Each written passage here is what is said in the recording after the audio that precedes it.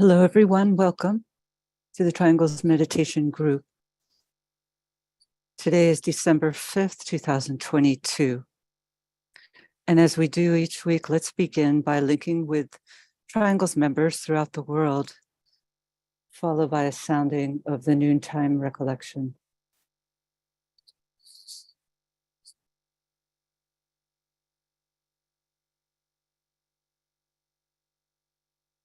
We know, O Lord of life and love, about the need. Touch our hearts anew with love, that we too may love and give.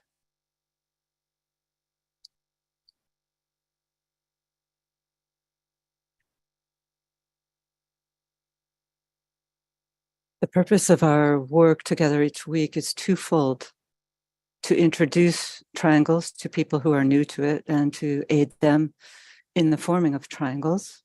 And so if you are new to this work, welcome. And please know that at any time, any week, you can place your name in the chat box and reach out to two other members on the webinar who will hopefully agree to form a triangle with you. And we also come together each week for those of us who are already members of triangles to participate in a meditative visualization in the strengthening of the planetary network. For triangles as a powerful spiritual activity, we participate in this, but it's really something that is substandard by the participation of those great lives who stand behind our outer world of seeming. So we're cooperating with them, and they're cooperating with us. And for our part, it's a daily practice wherein we link up with two other people who've agreed to vivify our triangle every day. And we visualize that triangle as a golden triangular form connecting the two and three of us. And then we place that triangle, our triangle, within the larger planetary network of triangles. And as we then close our work by sounding the Great Invocation, a powerful world prayer that releases the energies into the consciousness of all humanity, touching hearts and minds everywhere. And the work only need take a few minutes each day, and it can therefore be fit into even the busiest of schedules. And after our meditation today, we are happy to welcome Leslie, who is a longtime student of the Ageless Wisdom, who's working to bring a spirit of goodwill and right human relationships into the world of conscious business. And prior to that, for 30 years, she worked with educational and NGO institutions, including 2 years as a Montessori teacher and 12 years as principal of a school that evolved Robert Mueller's World Core curriculum. And she also worked for 4 years as national coordinator of the United Nations Association. And then we will also be welcoming Philip Lindsay, who many of you may know, who's been teaching esoteric astrology and the Ageless Wisdom worldwide for over 30 years, working as an astrological counselor as well. And his website, esotericastrologer.org, is a wealth of information. And so we encourage you to also check that out. And they will be sharing today, having really a discussion on the theme called the tweaking of the compass as we end one annual cycle and look forward to a new one beginning. It's always a good time to review the past and also to project into the future. So we'll be doing that together. And as many of you know, this is the first day of preparation for the Sagittarius full moon. We'll be holding a meeting here in New York and in London and Geneva on this coming Wednesday, December 7th. Our meeting here is at 6 p.m. Eastern Standard Time. And you can go to our homepage, lucistrust.org/broadcasts, and join in with that event if you'd like. And then on December 17th, Lucis Trust will be holding a webinar on Saturday, and it's entitled Psychology, Externalizing the Soul Principle. So that looks to be a very potent event, and so we hope as many of you as possible can attend, and you'll find more information on that shortly on our homepage. And also to let you know, the Triangles Bulletin, which comes out 3 times a year, will be going out now, and so we hope that you will all enjoy those articles, which are always very uplifting, related to the various aspects of the work of triangles. So now, as we always do, let's work together with a brief visualization.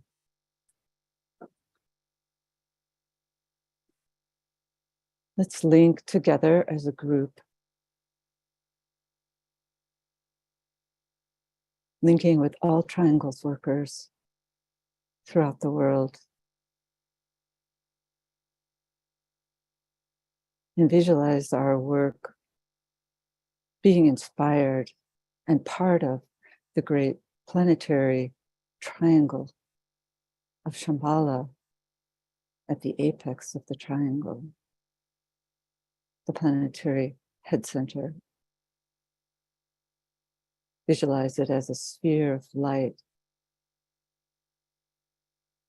And then at the base of the triangle, visualize the spiritual hierarchy, the planetary heart center, also as a sphere of light, rotating light. And the third point of the triangle, visualize the sphere of humanity, the planetary throat center.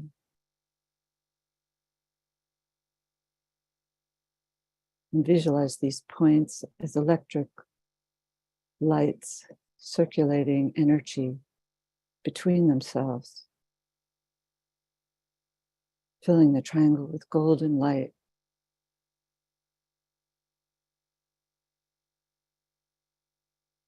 And we breathe in the spiritual will and find that synthesizing point at the center, the 5-pointed star representing the world teacher, the Christ, merging east and west, past and future, filling the triangle with light, radiating love, wisdom.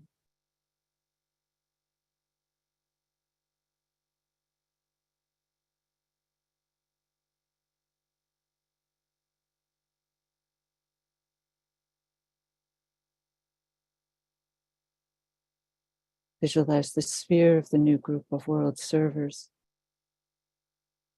full of myriad points of light. And now we reach into the higher centers, hierarchy and Shambhala, and bring down the energies of light, love, and power, circulating them through the new group and through humanity, through all the many streams of hierarchical activity.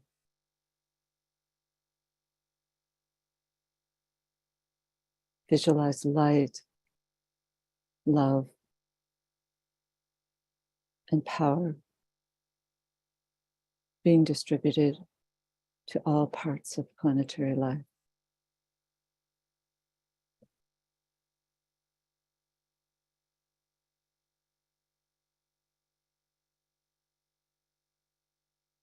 And now linking with the group soul,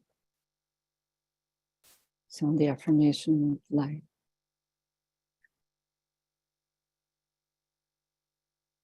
Radiance, we are, and power. We stand forever with our hands stretched out, linking the heavens and the earth, the inner world of meaning and the subtle world of glamour. we reach into the light and bring it down to meet the need.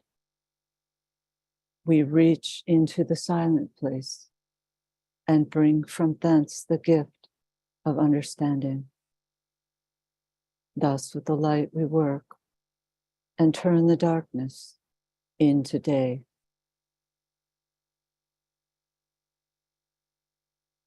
Om.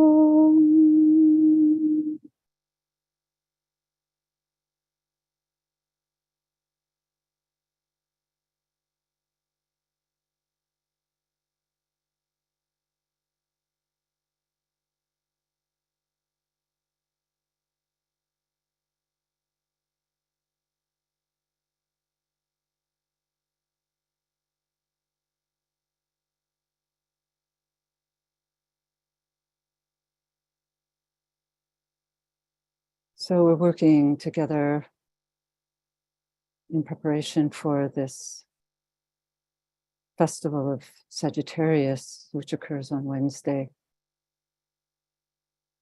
It's the dark cycle of the sun. It's a time when, at least in the northern hemisphere, there's a waning of the light.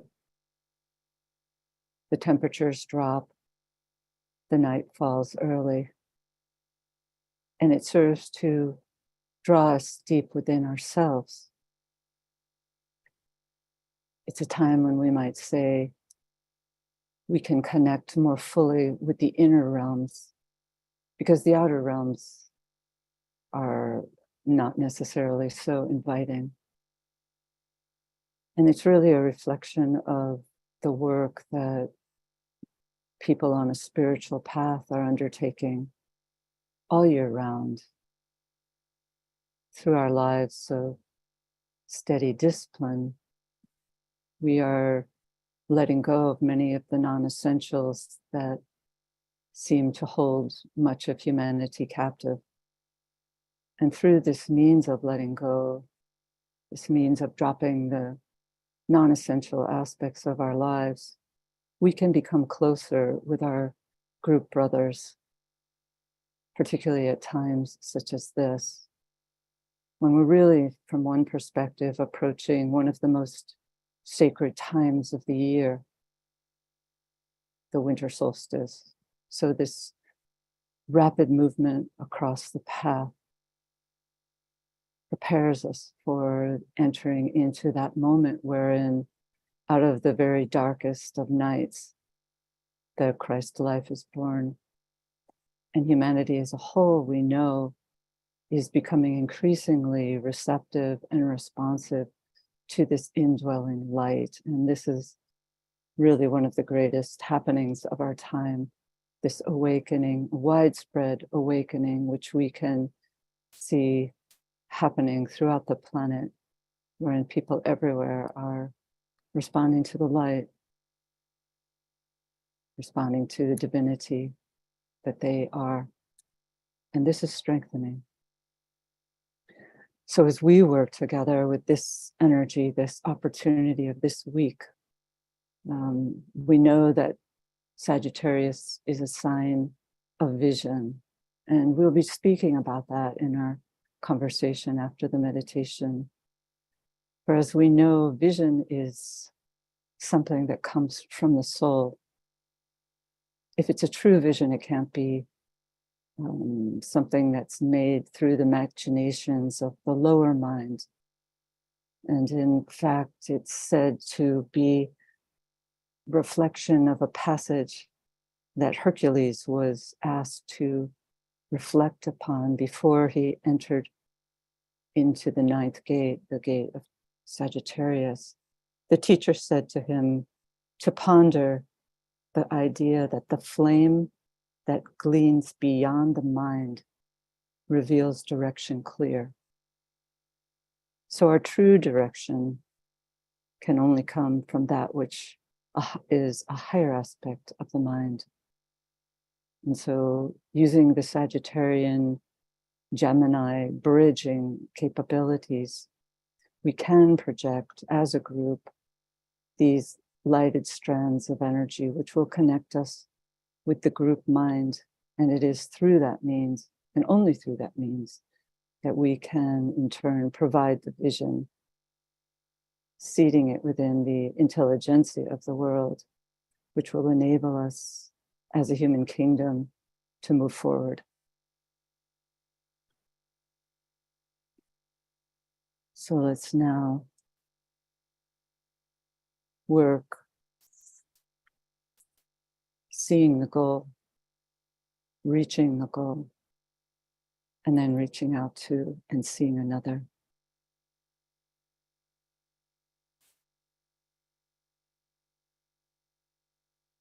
Let's work at integrating ourselves as a group, focusing on the mental plane at the center of the even arm cross of discipleship,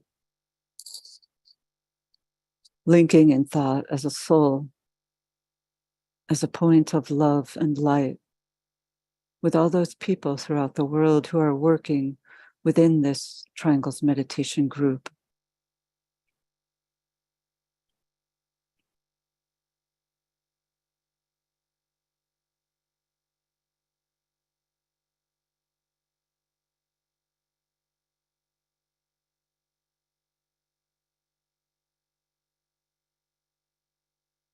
And we project a line of lighted energy towards the highest center and sound the affirmation of the will. In the center of the will of God, I stand. Naught shall deflect my will from his. I implement that will by love. I turn towards the field of service. I, the triangle divine, work out that will within the square and serve my fellow men.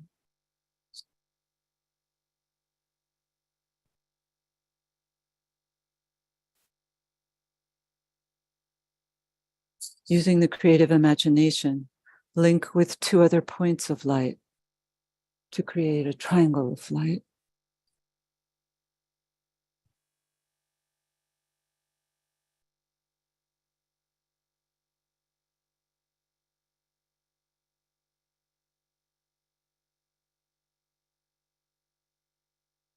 Now visualize the triangle in which you are working as an essential part of the radiant worldwide triangles network.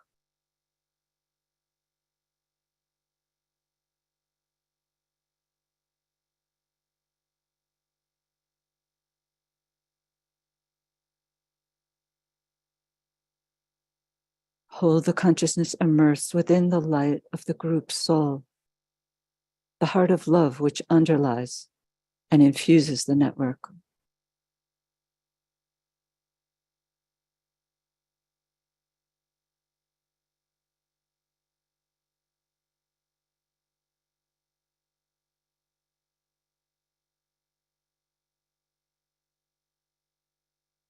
Now invoke the energies of the world teacher who stands as the heart of love at the center of the spiritual hierarchy and at the heart of each triangle.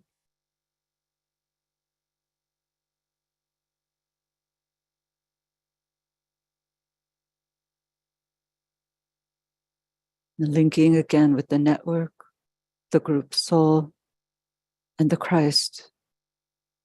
Hold the mind open and receptive to the inpouring energies of love.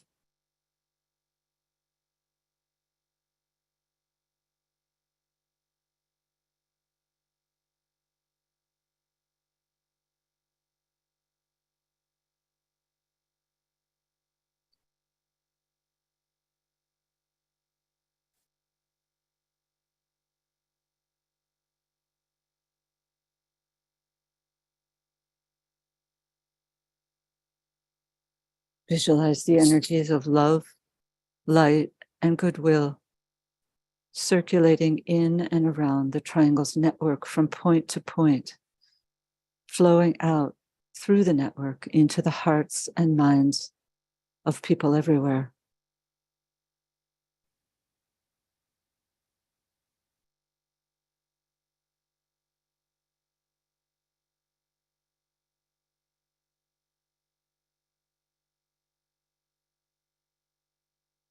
Visualize these energies unifying and eliminating all divisions within humanity, healing and transforming human consciousness, establishing right human relationships.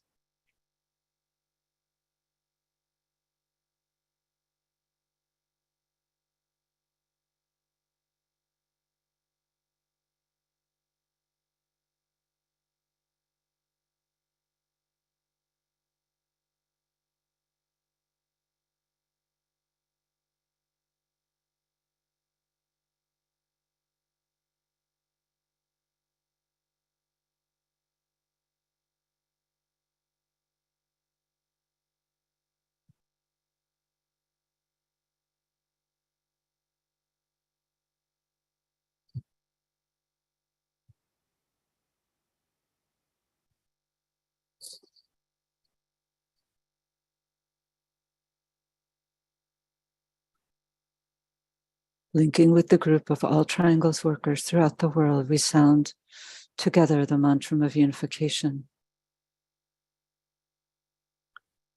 The sons of men are one, and I am one with them. I seek to love, not hate. I seek to serve and not exact due service. I seek to heal, not hurt. Let pain bring due reward of light and love. Let the soul control the outer form and life and all events, and bring to light the love that underlies the happenings of the time. Let vision come and insight. Let the future stand revealed. Let inner union demonstrate and outer cleavages be gone. Let love prevail. Let all people love.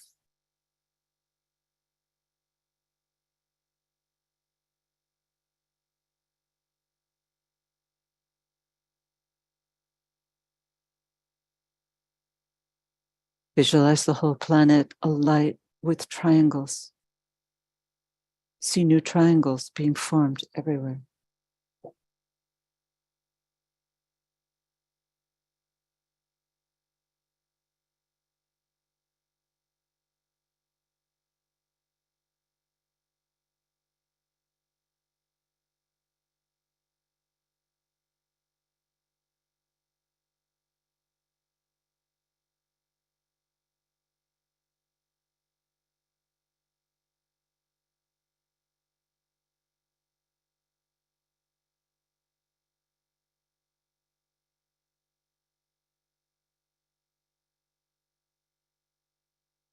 Distribution, sounding the great invocation silently or aloud.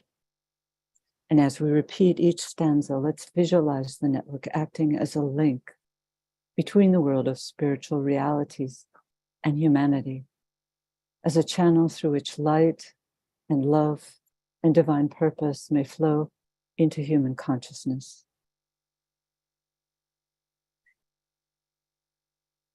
From the point of light within the mind of God, let light stream forth into human minds. Let light descend on earth. From the point of love within the heart of God, let love stream forth into human hearts.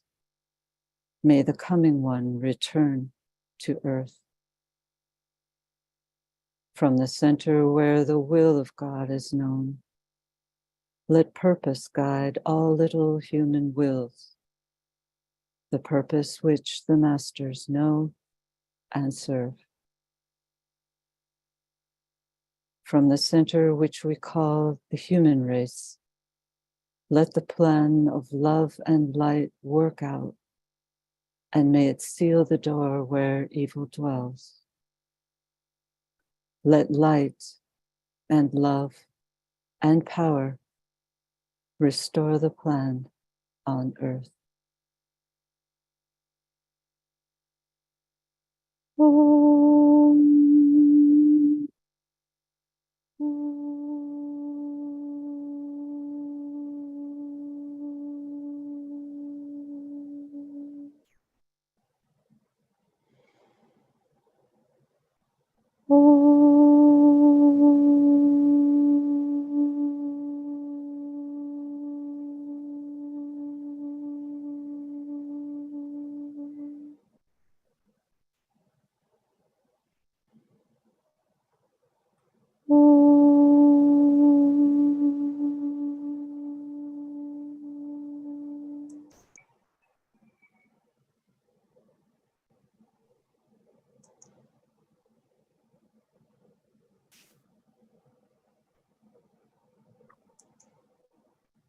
Thank you, everyone.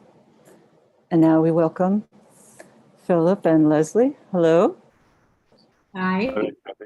Hello, Thank you for being here. Leslie, could you turn off your video? We don't really use videos on this. Thank you.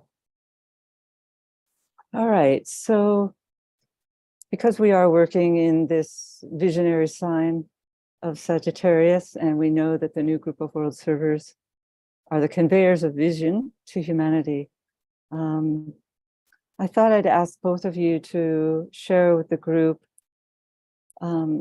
what qualities and what's your understanding of this vision that Sagittarius brings to us, particularly at this time. Leslie, would you like to share first? Certainly. Well, I think that Sagittarius brings a vision that requires courage and daring and a spirit of willingness to make a breakthrough, that requires us to take risks within our own lives, our personal lives, and our families and group lives in order to actualize both an individual and collective vision. And, you know, if we were to think in our own lives about any time that we've taken a step forward or even made a difference in anything, I bet we could all remember a time where we had to step up to the powers that be, or speak truth to power, or take some kind of courageous action, physically, emotionally, mentally, or spiritually, to advance something. And when I was thinking about it in preparation for today, the major things that have been accomplished, at least in my own life, have all been the result of getting out of my comfort zone and speaking up, maybe if I didn't want to, or maybe I was shy about something, but actually getting up the courage to ask a question or to promote something or just inquire. And that spirit of curiosity has opened so many doors. And I'm sure all of us can think about examples like that. And, you know, it's said that nothing can ever be accomplished without work. Nothing is accomplished by giving up. And if it's really worth attaining, it's worth working for.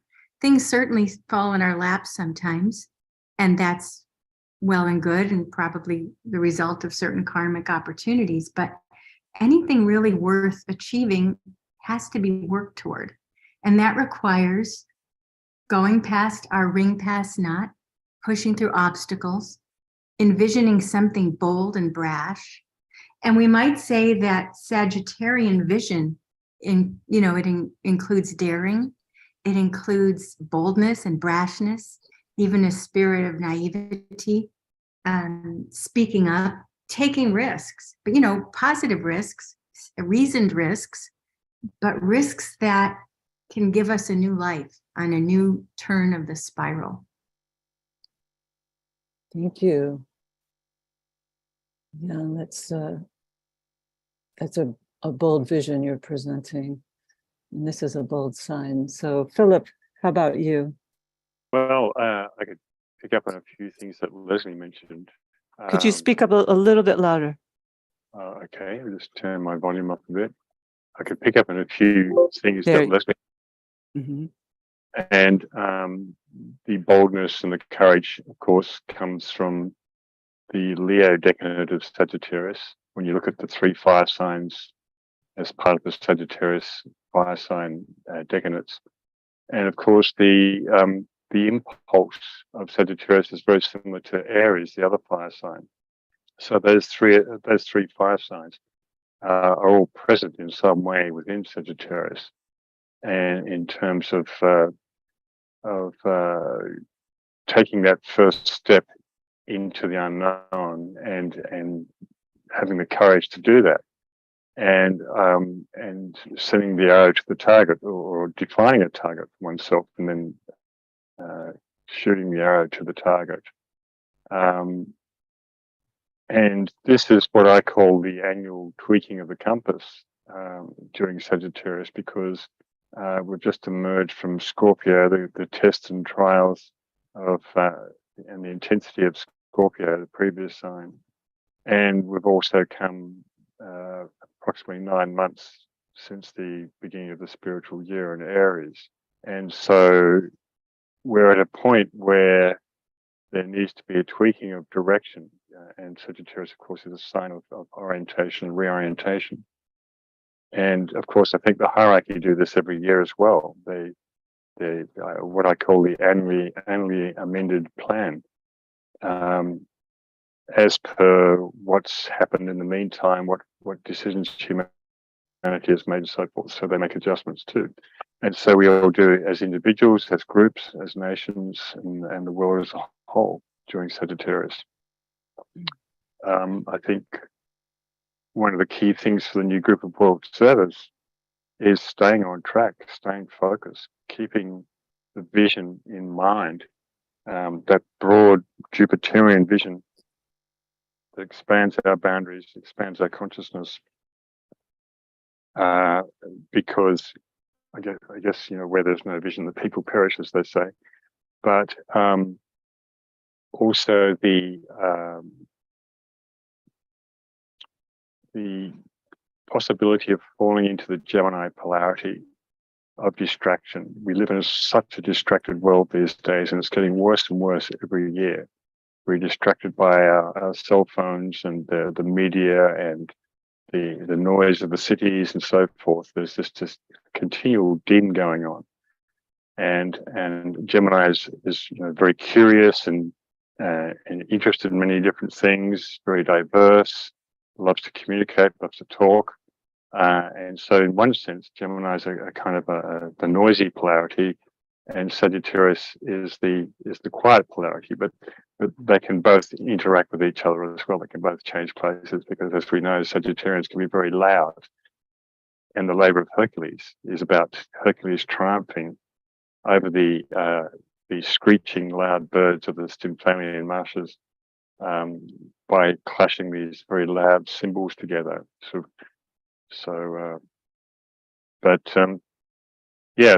There's some paradoxes with this Gemini Sagittarius axis that is always worth bearing in mind. Of course, whenever we consider any astrological sign, we consider the whole cross, 4 signs.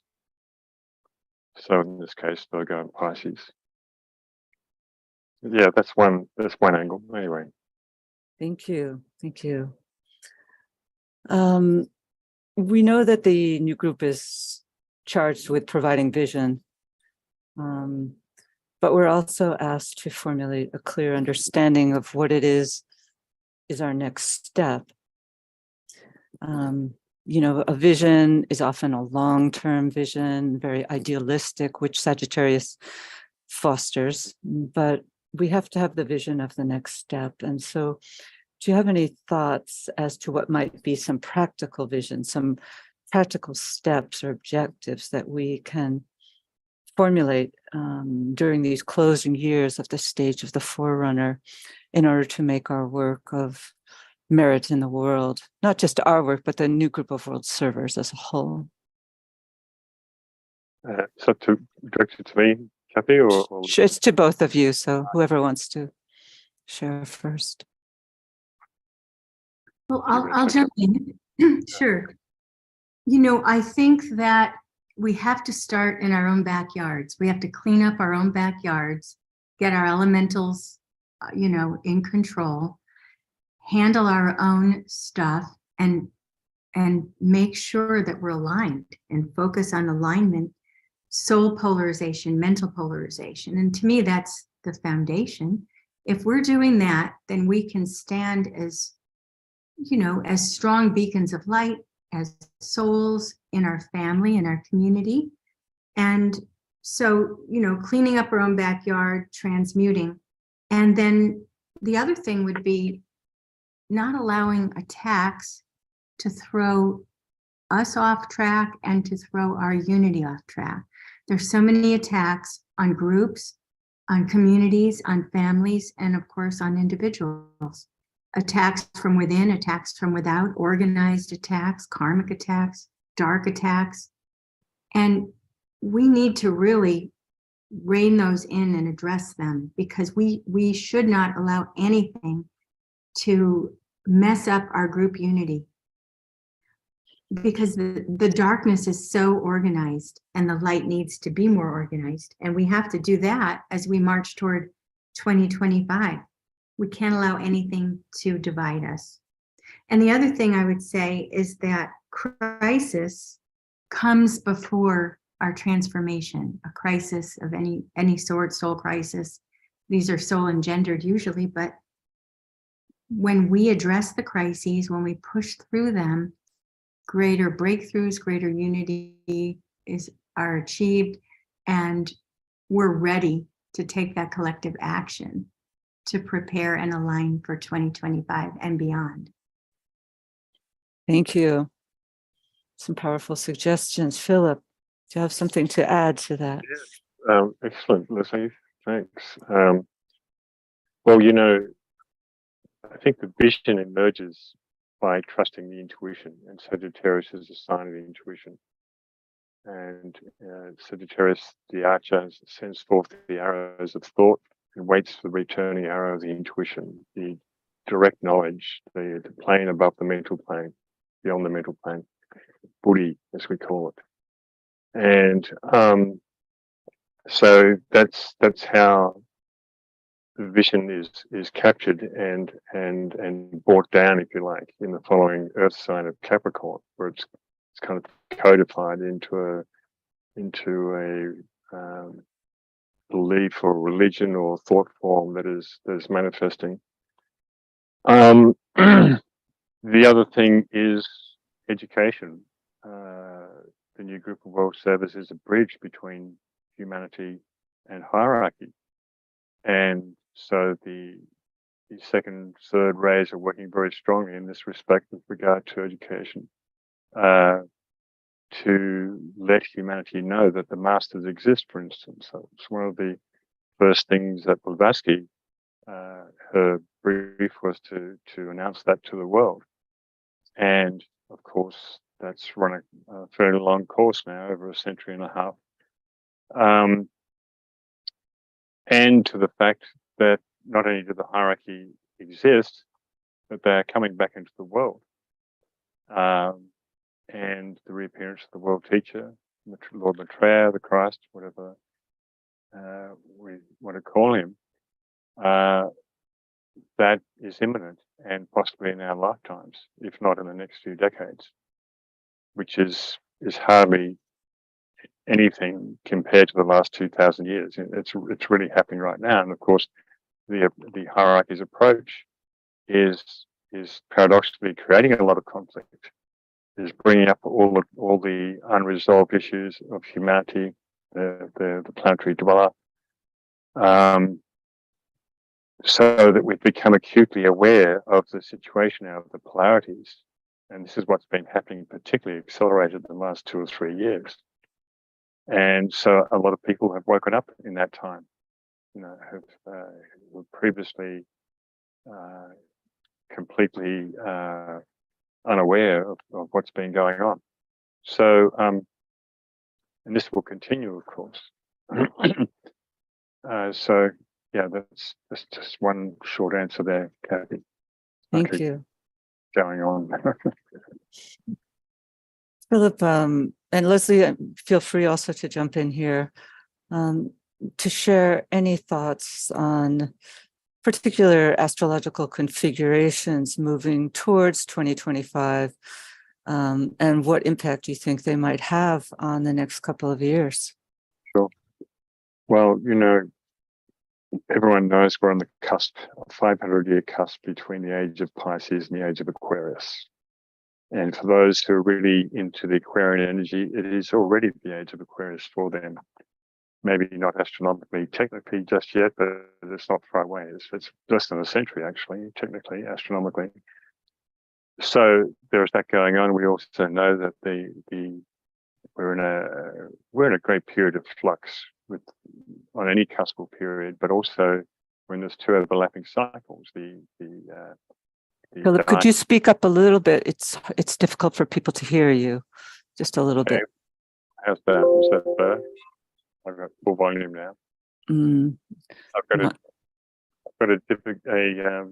just the distance, I think, between Europe and New York. Yeah, it's getting fainter actually at the moment. Well, it might be for you. Other people may not have the same bad reception, because when you first started talking, I could hardly hear you. Hmm. So I don't know. It varies. But where was I? I was talking about You were talking about the 500-year interlude. Is the sound a bit better now? Not much, but go forward. Plug away. I'm sorry. Yeah, we between the outgoing 6th ray cycle and the incoming 7th ray cycle. So we're literally at 6s and 7s with ourselves. And this is also a custral period of the rays, and the 4th ray is coming in slowly up to 2025. So, and of course, we're in a very strong 3rd ray cycle right now as well. In fact, a kind of a 3rd ray within a 3rd ray, 3rd ray within a 3rd ray. And then we're on the cusp of 2 root races, between the 5th root race and the 6th root race. We're going into the 6th branch race of the 5th sub race of the 5th root race, which is going to be the seed for the 6th root race. So an incredible amount of flux on all those different levels. Plus we have other ray cycles like the 100-year first ray cycle that is very interesting, from when DK first transmitted to Australia in 1919. Well, that was 1 century, 3 years ago. When Ukraine was formed in 1922, today it is 2022, another century. So we have these first ray cycles of destruction, and in fact it's happening worldwide. We're going through this major destruction. Of course, USA is going through its Pluto return, Pluto being the co-ruler of the first ray. And all the institutions are crumbling, you know, in politics and the sciences and in every area of human activity. And it has to happen that way in order to regenerate itself. It has to break down before it can regenerate and create something new. So just so that's a kind of broad, big picture overview. But then, of course, we have several slow-moving planets going into changing signs in 2025, particularly Neptune and Saturn going into Aries, where they'll be conjunct. Saturn, the great manifesting principle, which was the position of Alice Bailey's Saturn, actually, in Aries. The pioneer, the taking initiative, beginnings, and so forth. And Neptune is regarded as which is one of the names of the Christ. And when you look at that saying, the Lamb slain from the foundation of the world, where that is a direct reference to the Christ, and the Lamb, of course, is Aries. So with Saturn and Neptune, it's extraordinary, the timing that's happening in 2025. And it's actually just after the Wesak festival that Saturn goes into Aries, just before the Gemini festival, the festival of the Christ. So quite an amazing coincidence, divine timing, you could say. And it's on the 0 degrees right. point of Aries, which I've heard will not occur again for 5,000 years, and it has not occurred previously for 5,000 years. So it's a very powerful but very rare indication.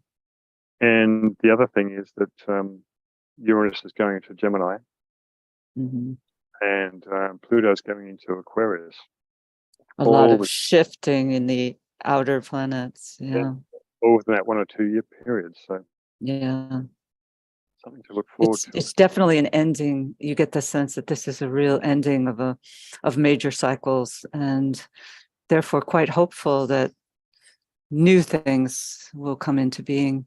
And I guess just one more thing to add, with USA being an Aquarius soul and being one of the major leaders, leading nations into the Aquarian age.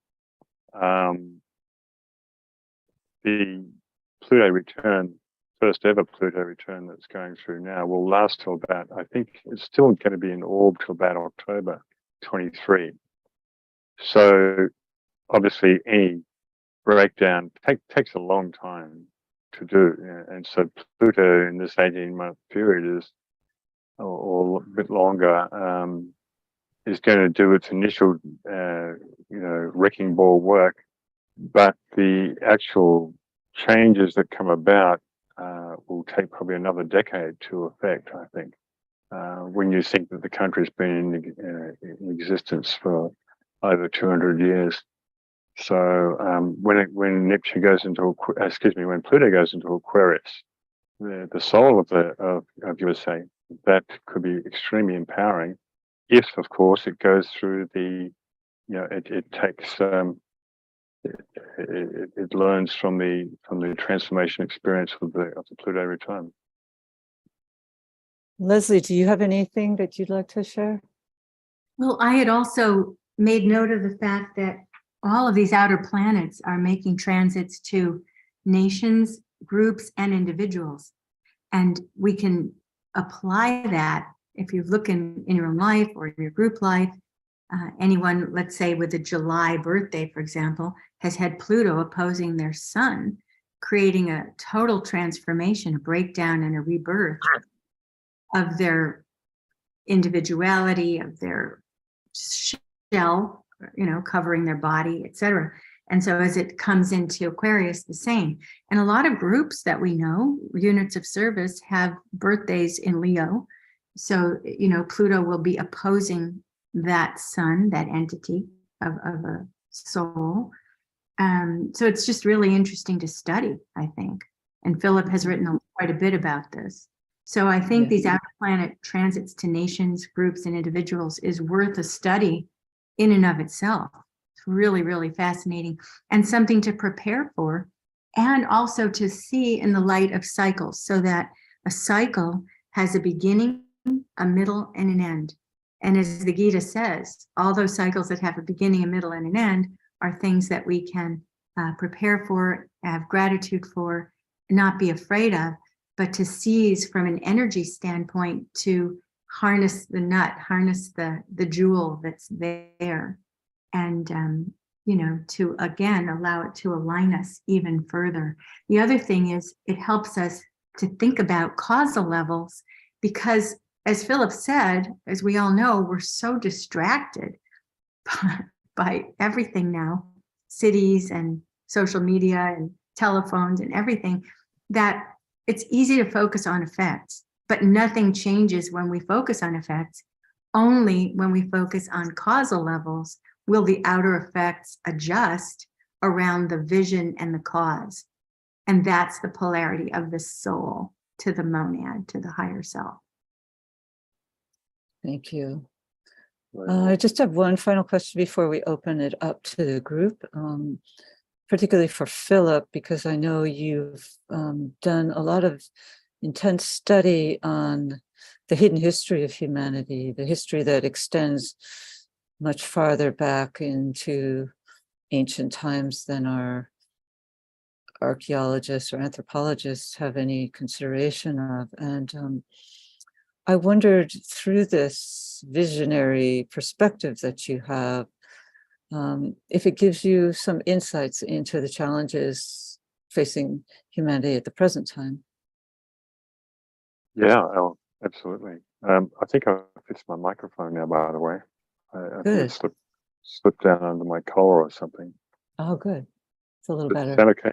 A little better, yeah. Well, yeah, the long span of history from, before individualization to the present day.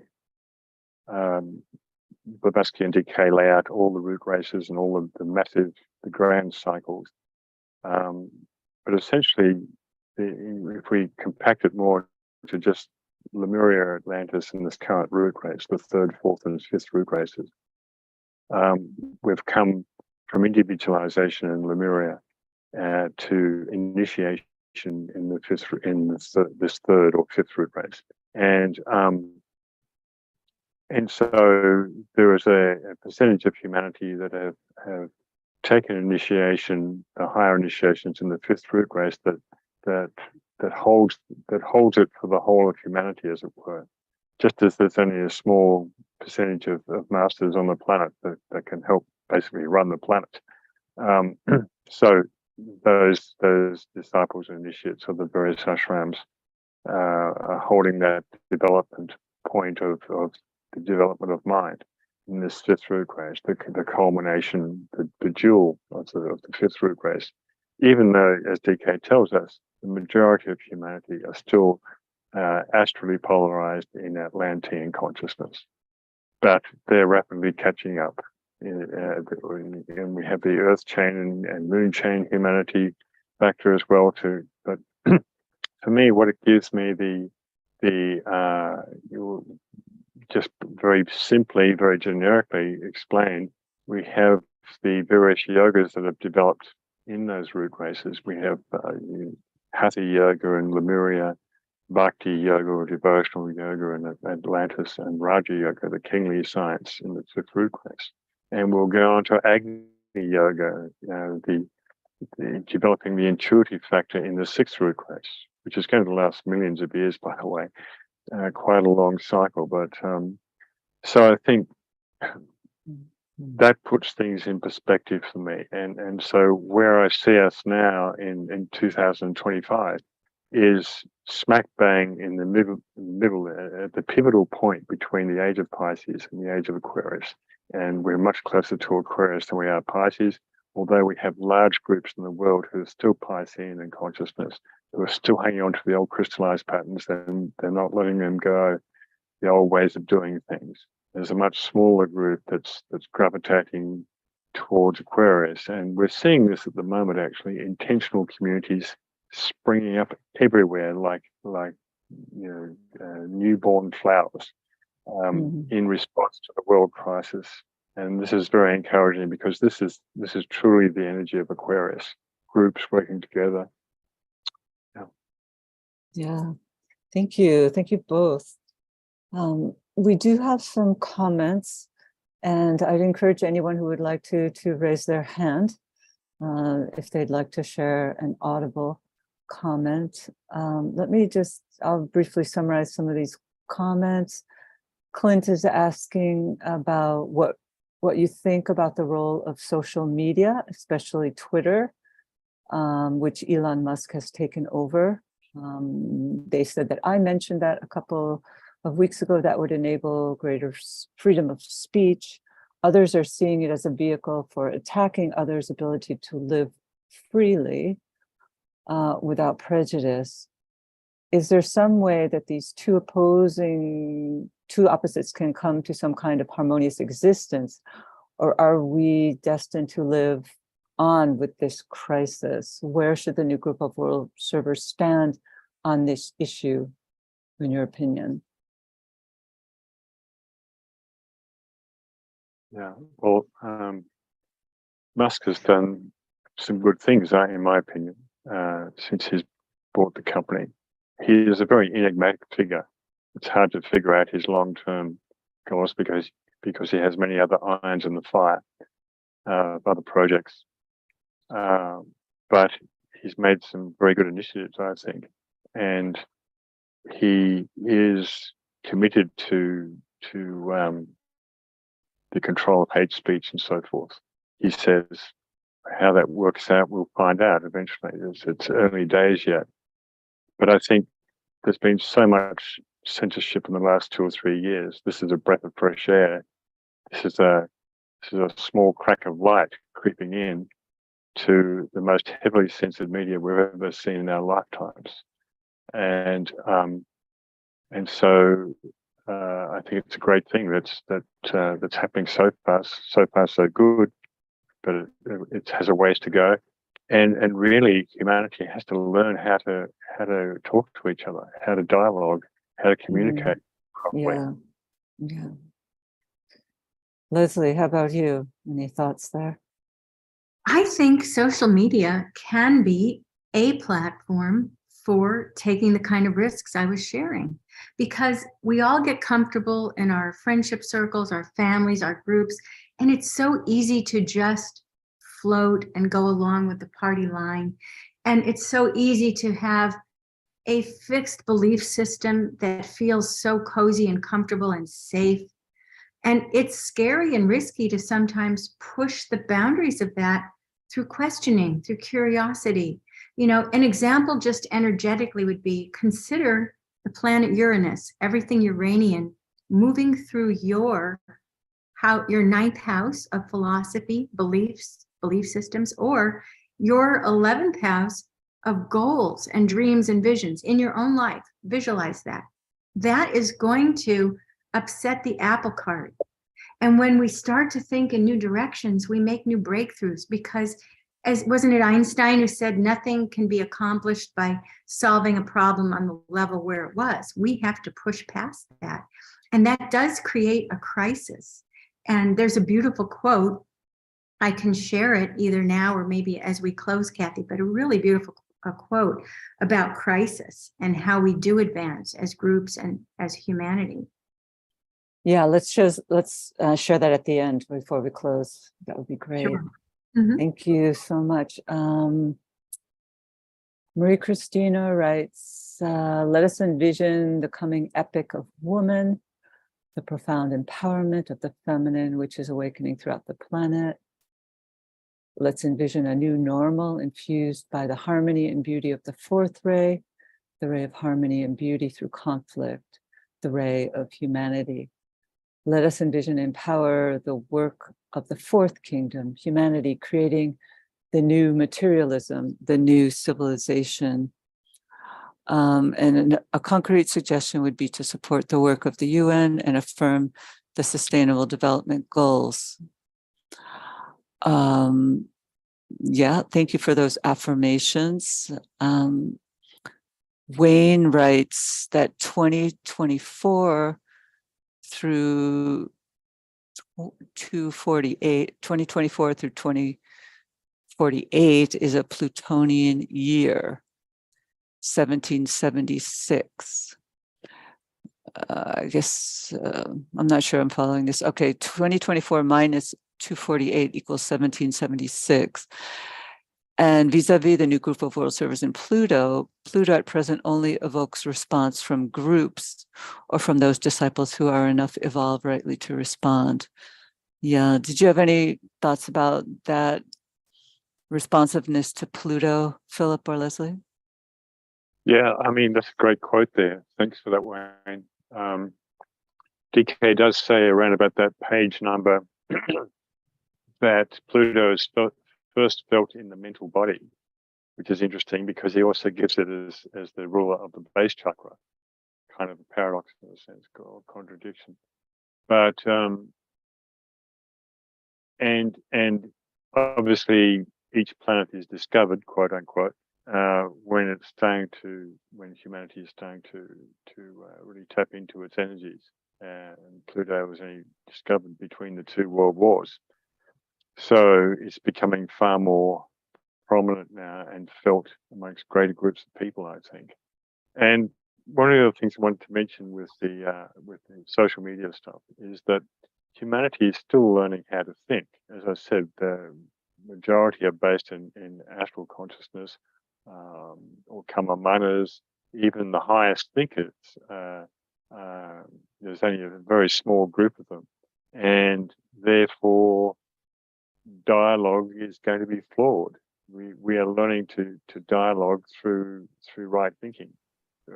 Right dialogue cannot be created if the thinking isn't right. And of course, a lot of dialogue turns into slanderous argument and very emotional battles, which isn't thinking at all. It's just reacting, isn't it? So I think it's a great thing that the Twitter thing is started to hopefully is the beginning of a real education and teaching people how to dialogue properly. But of course, all the rest of the social media is completely controlled and like a totalitarian state. When you look at Facebook and that kind of stuff, they're not allowing anything to come through that contradicts their narrative. So Musk is really a cat amongst the pigeons in this respect. He's, if you look at his Aquarius ascendant, well, he's proposed Aquarius ascendant, he's certainly the rebel there, but I've said that one. Yeah, I think I covered it. Thank you. So we're nearing the end. I'd like to read just a couple more comments and thanking you all for all of your comments, which I'll share with our guests. Marie Christina writes, at the ending of any cycle, one is advised to leave the city without looking behind. It is the vision of the future that needs to be intuited and held before humanity until it is manifest. The future will depend on the immediate vision. Yeah, hence the opportunity of working in this cycle and tapping into as much of that vision as we can collectively. So thank you both so much. And it's really wonderful to hear your views on things. And Leslie, you said you had a quote you wanted to read. Maybe we could hear that and then we'll close with a moment of silence. Certainly. One last thing is that Sagittarius, of course, loves dialogue. It loves philosophy. It loves questioning and probing. Catherine Davidson was talking about holding that vision with dispassion. And certainly we could, aspire toward that in the Sagittarian cycle. So that's why we had you here today, the two of you, so we could have that dialogue. A joyful dialogue. Thank you for the opportunity. I want to read just a few sentences from a beautiful book called The Flame of Beauty, Culture, Love, Joy by Torquem Saradarian. This is page 182. No one can really advance in a higher search if the foundation on which he stands is not shaken and destroyed. You need a crisis to make a breakthrough. The wind and the storm must come and hit your existence and test your foundation. Is your foundation based on your bank account, on your present health, on your position, on your friends? All these can be taken from you in one storm if your foundation is not built on your spiritual achievements and realizations. If your foundation is built on the solid rock of the transpersonal self within you, no power can destroy it. Only in the soul awareness do you taste the beauty of joy. Thank you. Thank you. Thank you both very much. And thank all of you here today. So let's just take a moment to visualize the planet surrounded by a network of triangles.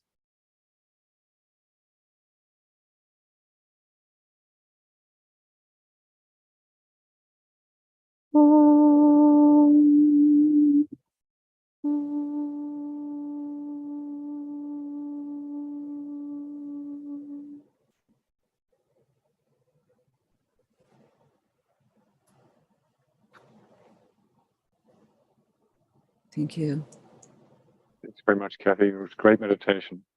Thank you, Philip. Nice to have you here. Thank you Bye, for the Leslie. chance. Thank you.